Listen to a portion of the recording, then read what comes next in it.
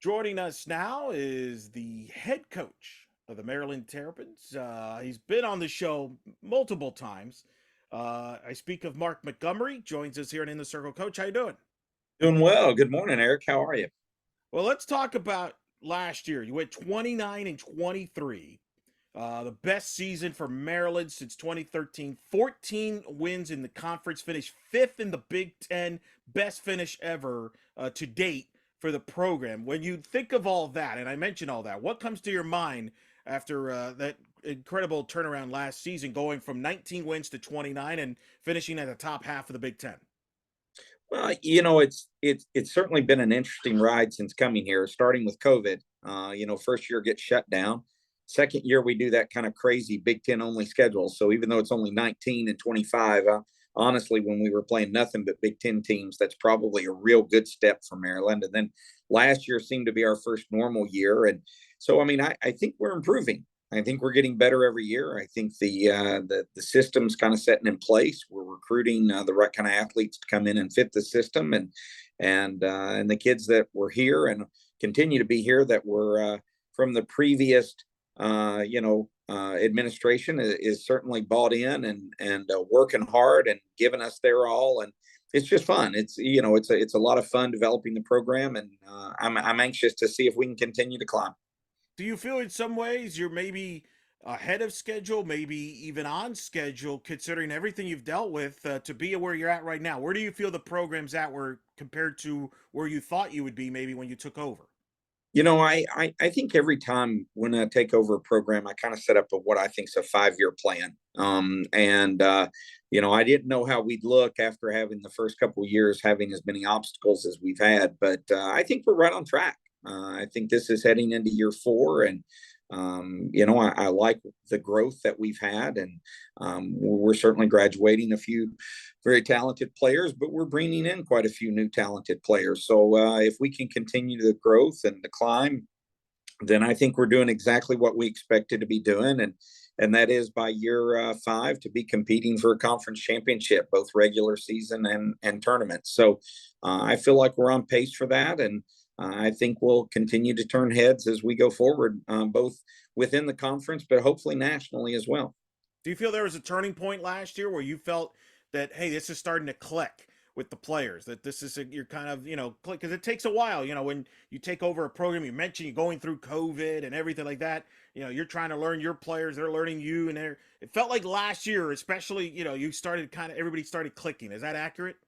Yeah, no, very much so. In the beginning, it was just teaching them how to compete, right? How to fight, not give up. And we took a couple of pretty bad beatings, but the kids got up off the mat, dusted themselves off, and when we came back and fought, and that was year 1. And year 2, crazy Big Ten schedule.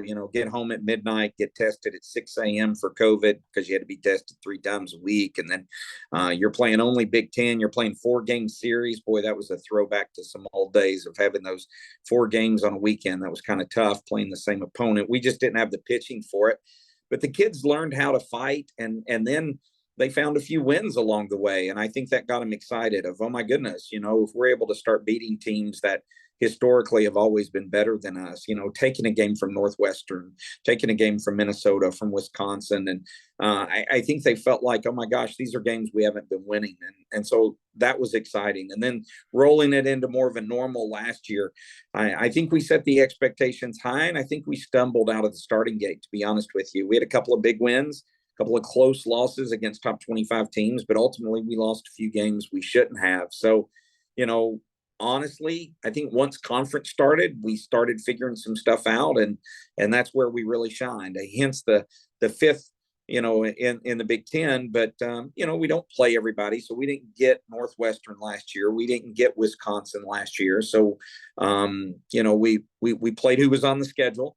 And we did the best that we could against them, and I think the program improved. And we took a game against Michigan, and we took 2 at Minnesota, and those are wins that were big for this program, wins that they probably haven't previously had. So, hopefully this year consistency can become a little more of our theme, and we can start out a good non-conference season and then carry that into conference play. And I think we'll hopefully be able to finish high enough to where we can get that at-large bid at least. This fall, it's been unique. A little history, I would say. You and Penn State taking part in Williamsport, at a little where the Little League World Series takes place. You got together, played games there, and really had a great event. I know we just talked to Clarissa Cruel, the Penn State head coach, gave you a ton of credit for the event. Just talk about, from your perspective, the event. What led you to kind of help set this up, and really a great moment to grow the game in softball. And I really love the concept there. So just take us through that from your perspective. Yeah, it really started with a booster of ours by the name of Keith Calta. He's a former football player here at the University of Maryland and was from Williamsport, Pennsylvania, and his daughter also played softball here, so he had some connections through the softball program. And he and I kind of became friends as you know, he introduced himself to me as when I got hired, and we started talking, and wouldn't it be neat to maybe play a game on that venue? And so the more we talked about it, and we started planning it even back in 2020 of what it would look like or could look like, and it just took a couple of years to get off the ground again with COVID and some of the restrictions that little leagues had as well. So we went up and we met with the officials this year, and it was kind of like, can we do this? What would it look like? And there was some work on their end that had to be done as well, as far as removing the mound and doing some things to make it. But ultimately the venue size fits perfect with us, and what a great stadium, right? It's just it's a bucket list kind of item to be there, just much less to coach on the field. So the more and more we started working on it, we thought it could happen. Little League thought it could happen, so we brought Clarissa and Penn State in because obviously they bring a lot of the hometown flavor to the event, and she was excited. So we ran up and we did a clinic for the youth of the area, and we had over 120 participants in that, and then ultimately turned around and played a game against Penn State there on that iconic field. And again, it was just an effort to grow the game, as well as to have a unique experience for your players. After they're done playing, they get to try to go slide down the hill on cardboard. It's fun moments that this softball game's been amazing to me throughout my career. The places it's taken me, the people I've met, and some of just amazing things that I think anybody would be lucky to experience in a lifetime. And this is just another example of that. But we're hoping to continue to grow it. We're hoping that as it goes forward, we'll be able to bring in other teams into the fold, and maybe one day making it a very unique, iconic experience for softball in the fall that normally doesn't happen, where it's on TV. And who knows, maybe some big name teams will one day want to come play there just to get their opportunity to play on that field in that environment. And we can look back to the day that this started as kind of a real groundbreaking kind of effort to not only again grow the game within Little League and girls youth softball, but letting the older girls have kind of a special neat moment that normally isn't experienced. Well, I think it's great. I think fall ball is a great opportunity. It's grown in interest. More people now are coming out to fall ball games.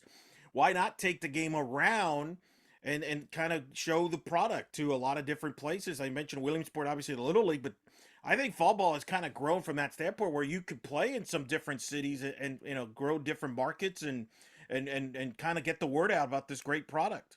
Yeah, no, I agree. And anytime that you're able to do that, and you're able to grow our game, grow the youth game, as well as provide players unique experiences, you're kind of hitting the trifecta of greatness. So yeah, it's exciting, and it's hopefully something, again, Little League's been amazing to work with. The people there, the CEO Steve and Ashley, who's head of the softball part of Little League, and they were just awesome people. They love the event. They love the idea of the event, and I think they're excited about growing it as well. So keep tuned, and hopefully we'll have some great announcements to make about the growth of that event as well.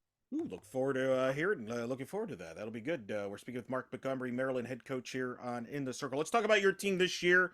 Let's start offensively. You were second in the country. I don't know if people are aware of this. Second in the country in stolen bases, 127. You certainly got one of the more underrated players in Jada McFarland, who was a part of your success offensively. Just talk about your offense. First of all, being so aggressive on the base pads. Perhaps people that follow your career not maybe as surprised by that, but still, you're found different ways to score some runs, improvements there. Just tell us about the offense and what you expect this year. Yeah, I think we'll look similar. We came here. One of the things I inherited We weren't necessarily the best hitting team. So we had to be unique in how we found ways to score. And, so whether it's running in first and third situations or double steals or, just putting some motion in the base paths when we're hitting runs, it allows us to maximize who we are. And anytime you can kind of develop that, I kind of equate it to the old run and shoot in football, how when it came in, those pass happy offenses would wreak havoc on some of the defenses because they weren't used to seeing it. And even today, now that even though everybody passes a lot more, I mean, you look at what Army does when they run their triple option kind of stuff. I mean, it's hard for teams that don't practice or see it all the time to stop. So it's definitely a philosophical point for us. And we definitely work on base running and we work on speed and we try to recruit speed players. And Jade is a great example of that. Megan McCamey, who was also, and we've added some more elements to that too. I mean, so, it's funny. We're second in the nation in stolen bases, and yet I don't think we ever have a player in the top 20 in terms of stolen bases. So it really is kind of a team effort. We run up and down the lineup. But we don't run willy-nilly. We try to be smart. We run in counts. We run in situations. And I think when you look back at it and you see that we're running at over an 80% clip, I think even last year we were probably closer to 90% in terms of actual stolen base success. So if you're running at that high of a clip, it makes it a little worthwhile. If you're not, then you need to reevaluate. But we've enjoyed it. And I would say our game plan will be similar. We've got a lot of kids up and down the lineup that can run. And, I'd like to hit a little better too. So hopefully we can add that element to it as well. But it's definitely something that we'll use to generate runs and put pressure on the opposing team. And it helps identify us too. And kind of I don't know what the right word is vocabulary wise, but being the Terrapins and yet being one of the fastest teams in the country. It's the irony of all ironies. Yeah, it's kind of fascinating there. Definitely no slowing down anytime soon. You mentioned you want to see improvements in some of the hitting. Who are some of the players that you think will lead you as far as hitting and produce and driving in runs when you got runners on base? Who are some of the players to look for? Yeah, I think we've got several, and Jada McFarland's a great example. I mean, she'll maintain her speed, but we're moving her out of the 1 and the 2 hole where she's been the last 2 years and trying to move her into the 3 hole because she has such power as well. And sometimes we take away that power because we were asking her to get on base a lot. So, this time maybe we let her drive in runs and then we use her, speed. If she does hit an RBI single that she can turn around and maybe still steal second or whatever, but she'll probably be doing less bunting and less bunt for hits and those kind of things and more of honestly trying to drive in runs. So she'll be one. We have Mackenzie Greco, who's our transfer from Furman, who came up and a great kid. She's a Maryland girl who spent her first couple of years at Furman and then transferred here. And she'll be a senior first baseman for us and she'll do a lot. We have a sophomore by the name of Amelia Leck that I'm expecting to have a big season. Amelia struggled a little last year in her first year. She had, several issues that she was dealing with, as a lot of freshmen do. But she's kind of become her best self, and I think she's going to have an outstanding year. She's one of those kids I call a pure hitter. She just gets it. She's also our backup catcher, but I think you'll see her really come in and produce a lot of RBIs. And then we have a freshman that I'm excited about too. Her name's Sydney Lewis. She was a high recruit for us from, the Prosper, Texas, played for Texas Glory, obviously a great organization. And she's someone as a lefty power hitter that can hit really well too. So hopefully between those 4 kids, we're getting a lot of RBI strength out of the middle of the order. And I think that, hopefully you'll see us with a few more extra base hits this year than what we've had in the past. Pitching staff, you kind of went by committee last year. You really distributed the innings pretty balanced. You weren't afraid to make moves even in game. Just talk about your pitching staff. How do you feel about them coming back here and what you have this season? I talked to you about philosophy first, right? And so the first philosophy that we kind of start with is pitching. I mean, we've got to have great pitching. And unfortunately, it takes a few years to get some of the pitchers in that you need to get in. We had 2 freshmen when I got here, Trinity Schlotterbeck, Trinity Schlotterbeck. There was the old Trinity Harrington, right? The pitch for Texas A&M. And then Courtney Weiss as two of our top pitchers. And they did a great job of growth and development over the course of their years. So now they're seniors. So it's exciting to see how much they've grown. And we had a couple of people to hold down the fort for us as we went along with some junior college transfers and a portal, a kid. But I think now you're going to see our staff really at the level it needs to be. We've got 6 arms. We have 3 exciting young freshman pitchers. Nicole Bedeau from Houston, Texas area. We have Genevieve Ebal from Pennsylvania that was an exceptionally dominant pitcher as well. And then we have, hold on, I'm going to get it, K-Bar, Kara Booker from San Diego, California. Those 3 freshmen, along with Trinity and Courtney. And then we have Kara Pittman, who was a freshman for us last year that kind of was working her way into the system. Got 6 arms. And we're not afraid to go to them at any time. We're definitely going to be still more of a committee team. It's not that we don't have a kid who can become the dominant ace. As you watch it more and more, even those aces, first time they're played, they look awesome. The second time they play against that same team, they're just not as effective. So hopefully we can mix and match and put our best arms forward and steal a couple games out of a 3-game series, because I feel like they really balance each other out. We've got the high speed. We've got 2 kids that are throwing it at 70 plus. We've got 2 kids that are mixing in some down. We got 2 kids that mix it up. There's just a lot of strengths to us. Still some work to be done. The freshmen have to continue to develop, but I tell you, I'm very excited that our pitching is going to be a big reason we take another step forward this year. Sounds like you like the depth, maybe the deepest staff since you've been there. Is that accurate?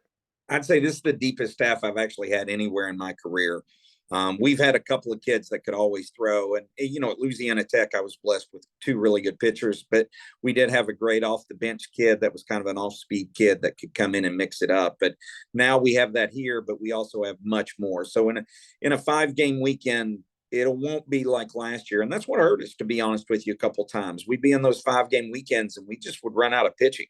By the 5th game, we just didn't have enough in the tank. And I'm excited to see now that we don't have to monitor innings. We throw people, they do well, that's great. If they start to struggle, we make a change. If you're confident in whoever you're making a change with, it makes life a little more enjoyable.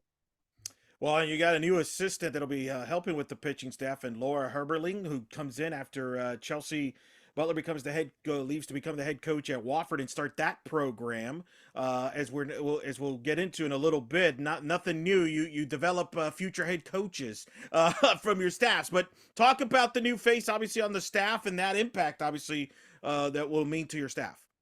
Well, I love Chelsea, and we were so upset to see her leave because she had been so instrumental in us taking over the program and developing it and getting it back into the right direction. And she was great, and she deserves this opportunity, and she's going to do wonderful at Wofford. I just know that. But the one thing we knew we needed to bring somebody in that was very similar.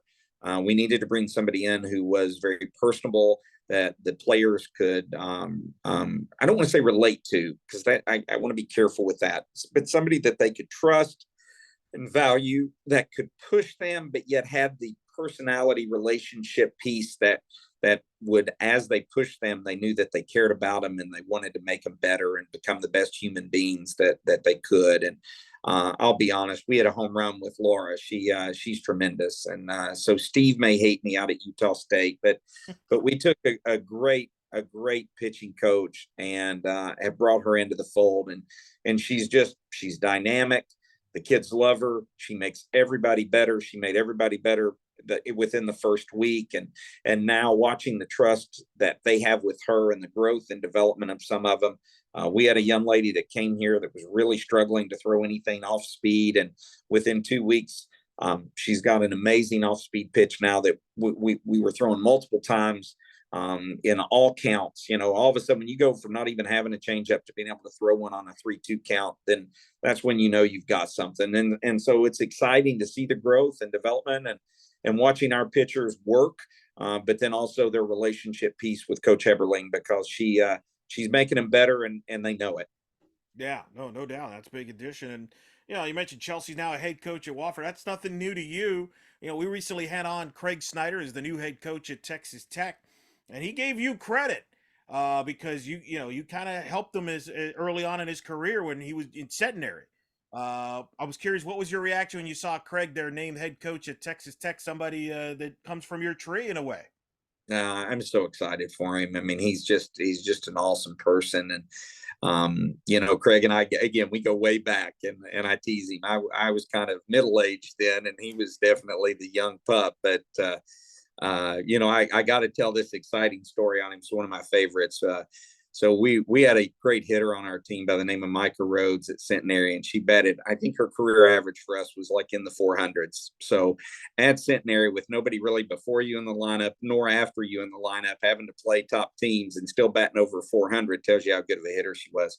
So I look over one day and Craig's working with her, and they're working one on one, and he's kind of going over, and I call him over real quickly, and I said, Craig, what you doing? And he was like, yeah, I'm showing her, what she can do in this situation to be this. And I go, Craig, she's batting 437. I said, how about you take a couple of them 150 hitters over there and make them better? Because I don't need another 437 hitter. So I, I take credit that I taught him how to become a better hitting coach that day. But the truth is he's outstanding. What a great human being, and he's going to do an amazing job at Texas Tech. And we're excited. They're coming up to play in our tournament this year, and so we're looking forward to having him up and his team. And again, just I know the game's in good hands when I see people like Craig Snyder coaching. So it warms my heart, and again, I love him like anything. So it's awesome to see. That's awesome. I didn't know that you guys were going to play each other. That's going to be pretty cool this year. Who's buying dinner in that scenario? Yeah, yeah. We'll probably split. We play twice, so one he can buy me one. How's that? Fair deal there. I'm curious. What if the biggest thing you've learned about the Big Ten now that you've been in it for a few years? What's the biggest thing you learned about it that you didn't know going in? How much the coaches care about the game. I tell you, it's when you look back at afar and you see a lot of what's going on, and the Big Ten's always been power players in softball, right? I mean, they've always been the conference that kind of leads a lot of the initiatives and changes in terms of the game. And you don't always understand. Sometimes you think that those motives might be a little selfish or whatever. But now being in the room with again, recent retirees and Jackie Joseph and Carol Hutchins, but more importantly, I mean, all the coaches throughout the conference, they care. They want the game to be the best that it can be. They want their individual teams to be great, but they really put the growth and the concern for the game and what's best for the game even above their own teams. And I've been part of a lot of conferences, and you don't see that very often. They're great human beings, and they work hard, and I'm just proud to be a member of that conference. How strange is it? You just mentioned it. Coach Hutch retired. Coach Joseph, you mentioned retired, but Coach Hutch, that caught everybody off guard a little bit there. There when she just decided out one day, yeah, I'm good, I'm done. What was your reaction when you heard about that? And obviously Bonnie taking over the program there in Michigan, but that's going to be a little different there with Michigan now. Yeah, well, love Bonnie, and she's going to do an amazing job. And it's not like she hasn't, grown with that program, with seeing everything. I mean, so the Michigan way is going to continue to be the Michigan way. They did the absolute right thing in hiring her to be the head coach. So, and then bringing in Amanda Chittister. To be honest with you, I'm a little worried because if Chitty can teach hitting as well as she hits, we could be in for a tough season. So, Michigan will be great. They always are.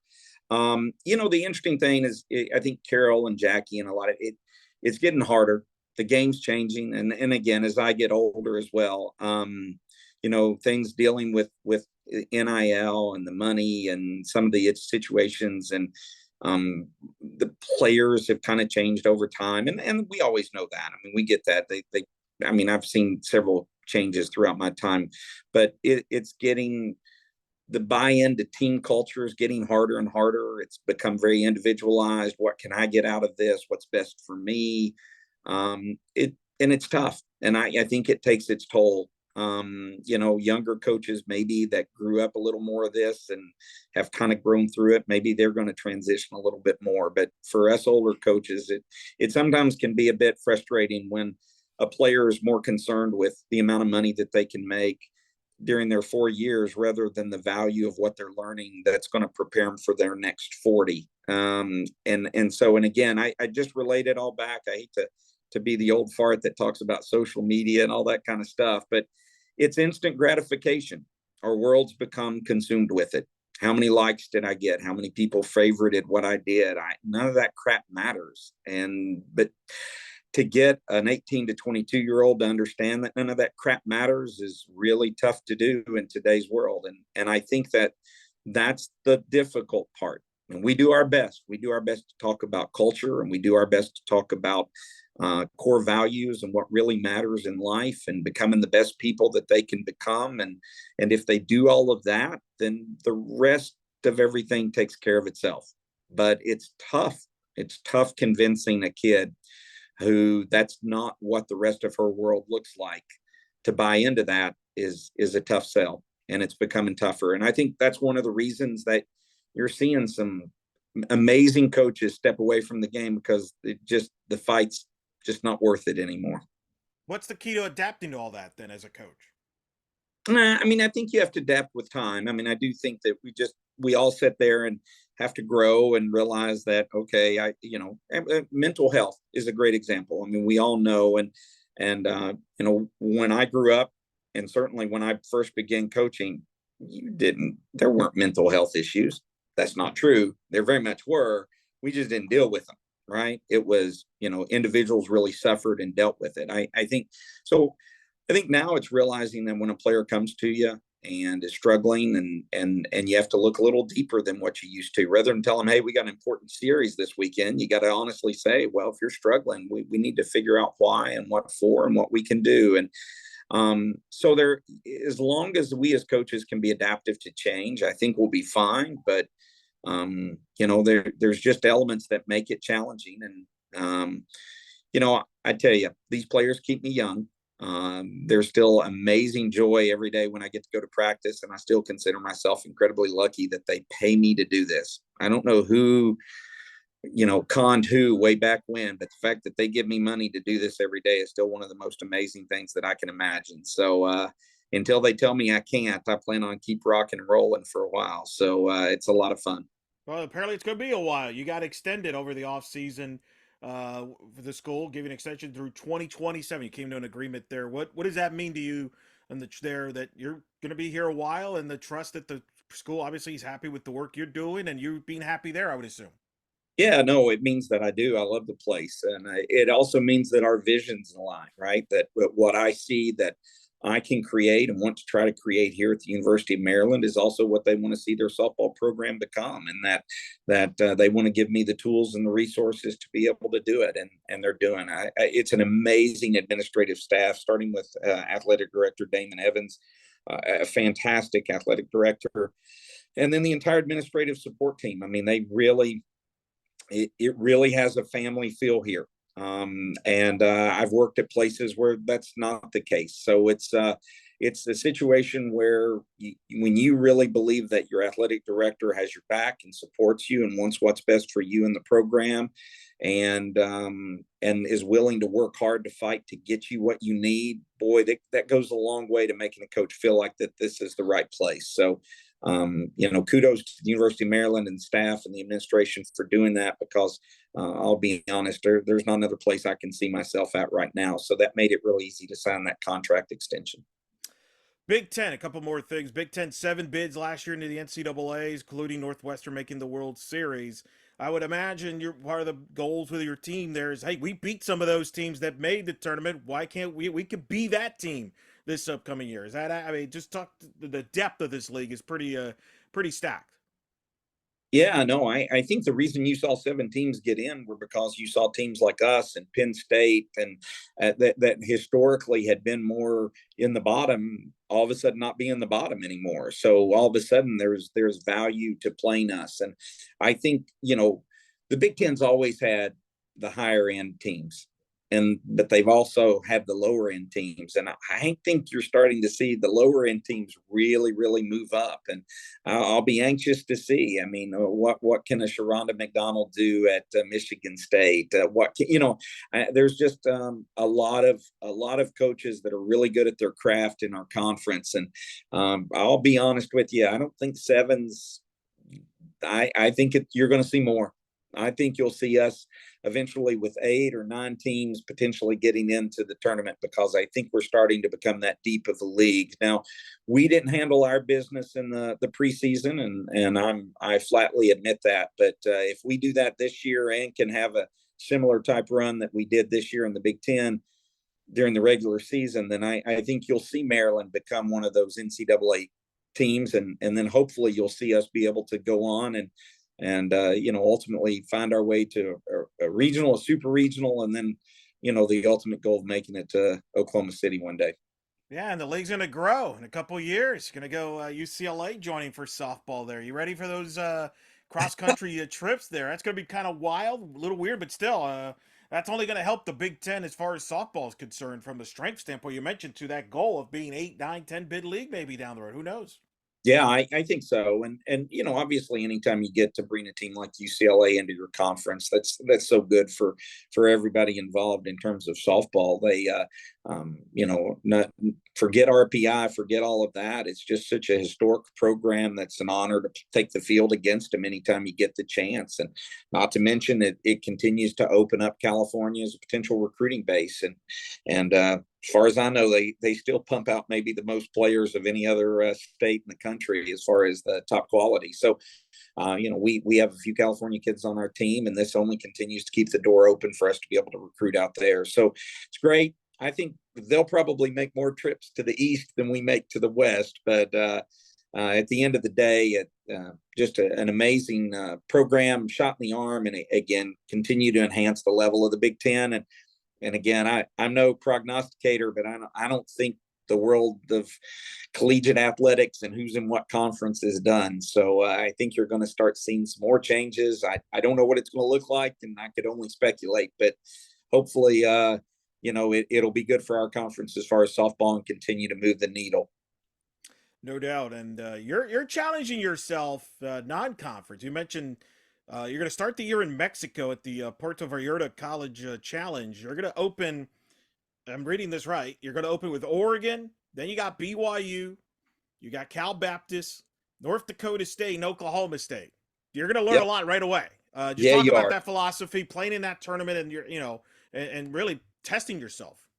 Well, it's a great experience, first of all. Again, anytime you get a chance to play in those venues against those kind of teams, that's great. Your kids, they won't remember who won what game. They probably won't remember whether we beat Oregon or not. But what they'll remember is they'll remember playing at Puerto Vallarta, and the chance to go out of the country, and softball helped them take them out of the country.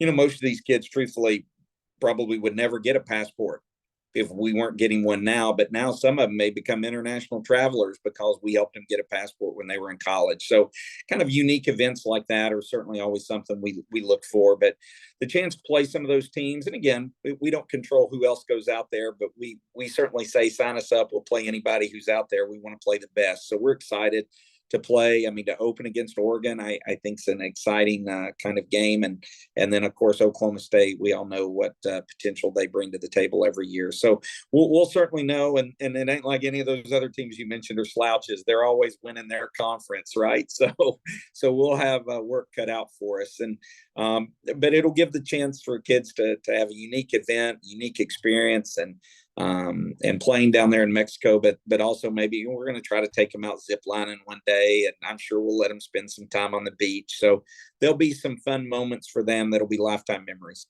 Then you're going to go from there. You're going to play in Chapel Hill, part of the ACC Big Ten Challenge. I would imagine that helps the players too, as they're doing the weights, they're getting ready for the season. There's got to be that kind of excitement, like, ooh, we're going to be playing Oregon to start the year. That gets your attention as a player, I would imagine. Yeah, no, it does. I mean, that, one of the things that you use in recruiting is where have you been, where have you played? and what opportunities are you providing? And so when you can show them, hey, here's Puerto Vallarta, here's Big Ten ACC Challenge, that we're playing top competition, whatever the case may be, those are things that you use to show both the growth, the development of the program, and then ultimately, that's what they want to do. Every one of these kids that come here, they want to play against the top competition. They want a chance to be in the postseason. They want to see that you're improving, and I think we're able to show them here at Maryland with the growth and the development of the program. Is so far, not only have we been going to these places, but we're actually doing pretty well, And so last year we were able to take them down to Orlando, and we played down there, had a couple of good games, and we're able to take them to Universal Studios for a day. So anytime you get some of those opportunities along the way that just give them an extra kind of a life opportunity, I think those are real positives. No, that's really good. Universal Studios is a good place. That's not a bad place to take them there. I mean, I'll assume that my invite got lost in the mail or something, right? Like in that deal. Get it? I'm horrified now. I can't believe that didn't happen. So I'm sorry. It's all right. I understand. You got more important things to worry about than we're meeting there. Last question before we let you go. What's going to be the keys for your team this season? What are a couple keys that, hey, if we do this, we will be able to accomplish our goals? I think it starts with pitching again. It's we've got to have everybody understand what their roles are as a pitcher, and then be able to accomplish that. And so whether it means you're coming off the bench in relief, or whether you're a starter, or whether we try to get 6-7 innings out of you, or whether we just ask you for one time through the order, whatever it is, you got to adapt to that role. Because if we're going to utilize 6 pitchers this year, then I think all 6 of them are going to need to understand what their role is, and give us that, and not just give it to us, but give it to us at their highest ability level. And I think that's key one. But again, I think with Coach Heberling's tutelage, and as well as our philosophies, I think they'll do that. The second piece is we want to be true to who we are. Our fast kids are going to need to run, and our big kids are going to need to knock them in. And I think as long as we can maintain a pretty solid offensive philosophy is in terms of who we are, not try to do too much. I think one of the biggest problems when teams go awry, you find yourselves down 2 or 3 runs early, then all of a sudden you start pressing when you're hitting, you're trying to hit a 5-run homer with nobody on base, and that's not possible. So we need to stay true to who we are. As long as we were in games last year, we were very good. Whenever we got down by several runs early, it usually meant the end of us. And we can't let that continue to happen. We got to realize that, hey, we're down 2 or 3 runs, no big deal.